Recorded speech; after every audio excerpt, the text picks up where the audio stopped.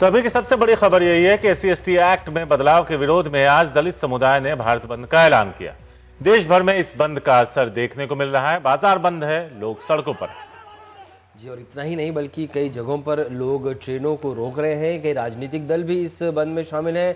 पंजाब में दलितों की बड़ी आबादी को देखते हुए यहाँ बंद का सबसे ज्यादा असर देखने को मिल सकता है, जिसे देखते हुए पंजाब में सुरक्षा के खास इंतजाम किए गए हैं। कुछ जगहों पर सेना को अलर्ट पर रखा गया है। मोबाइल इंटरनेट भी बंद है।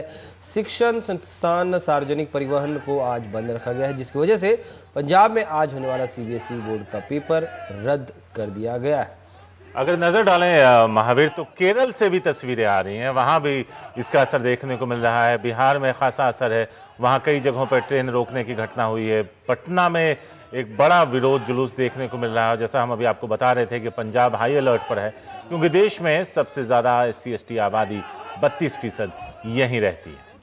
दरअसल इस एक्ट में सुप्रीम कोर्ट ने एक फैसला दिया था हाल में, जिसमें काफी कुछ बदलाव किए गए थे, जिसमें कि आप तुरंत गिरफ्तारी नहीं कर सकते। सरकारी अफसरों को तब तक गिरफ्तार नहीं कर सकते जब तक उनके जो सीनियर अधिकारी हैं वो मामले की जांच न कर दे। तो दलितों और बाकी नेताओं का ऐसा मानना है कि जो SC/ST एक्ट था, जिसकी वजह से उन्हें एक संरक्षण मिलता था, वो अब उसे डाइल्यूट कर दिया जा रहा है, उसकी पावर को कम कर दिया जा रहा है। और यानी सरकार जो है वो नहीं चाहती कि दलितों के जो पक्ष में कानून है वो बरकरार रहे। तो एक एंटी गवर्नमेंट यहाँ पे परसेप्शन जा रहा है। और यहाँ पे बता दें कि जाति सूचक शब्द का प्रयोग मात्र से ही उस बंदे की या उस आदमी व्यक्ति की गिरफ्तारी हो सकती थी, जिसे सुप्रीम कोर्ट ने अब कहा था कि पहले जांच होगी। इसमें पहले भी जमानत का प्रावधान है, क्योंकि इस कानून में पहले जो धाराएं थी उसके तहत उसमें गैर जमानती धाराओं के तहत आपकी गिरफ्तारी होती थी, जिसमें आपको बेल नहीं मिलता था। लेकिन काफी उसे डाइल्यूट किया गया, काफी उसमें संशोधन किए गए थे। जी,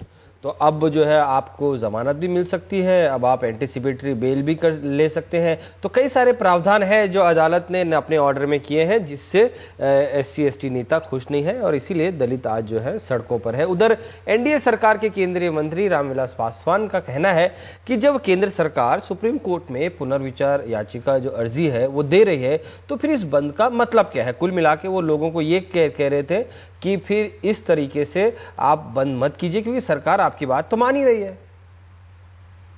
भारत बंद का नारा दिया है, क्यों दिया है?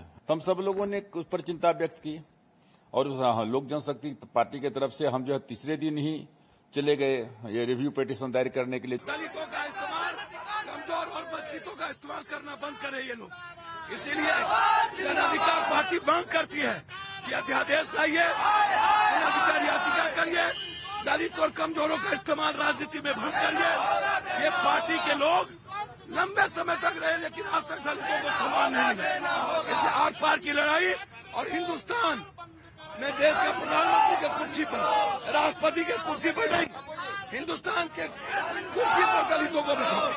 आज दलितों के विरुद्ध अखिल भारतीय स्तर पे जो प्रहार हो रहे हैं, जो क्रूरताएं हो रही हैं, मैं समझता हूं पिछले 3 साल में जो हमें देखा है इसका प्रदर्शन पहले कभी नहीं देखा। आए दिन कोई न कोई वारदात होती है। अभी परसों मैंने देखा कि बाबा साहब जैसे व्यक्ति के मूर्ति का धड़ उड़ाया गया है। वेमुला से लेके परसों 4 दिन पहले एक घोड़े पे जाने के लिए उस पे प्रहार करना। तो मैं समझता हूं ये सब माहौल क्यों बना है, ये एक वातावरण क्यों बना है, वो ज्यादा मूल मुद्दा है, न कि ये कि आपने एक दिखावट के लिए एक रिव्यू पिटीशन दाखिल कर दी। तो कुल मिला के जो एक परसेप्शन बन रहा है, उसे देखते हुए भीतर से भी कई सारे सांसद जो है वो प्रधानमंत्री नरेंद्र मोदी से मिले थे और कहा था कि इस एक्ट के लिए पुनर्विचार याचिका आप जरूर डालिए, और ऐसा हो रहा है। SC/ST में बदलाव के सुप्रीम कोर्ट के फैसले पर विपक्ष के साथ साथ अपनों का भी विरोध झेल रही केंद्र सरकार आज सुप्रीम कोर्ट में पुनर्विचार याचिका दाखिल करेगी। कानून मंत्रालय ने पुनर्विचार याचिका दाखिल करने की मंजूरी दे दी है। हाल ही में NDA के सभी SC/ST सांसद पुनर्विचार याचिका दाखिल करने की मांग को लेकर PM मोदी से भी मिले थे। कांग्रेस भी लगातार इस याचिका दाखिल करने की मांग कर रही थी। इसे लेकर राहुल गांधी के नेतृत्व में विपक्षी नेता तो राष्ट्रपति से भी मिलाए थे।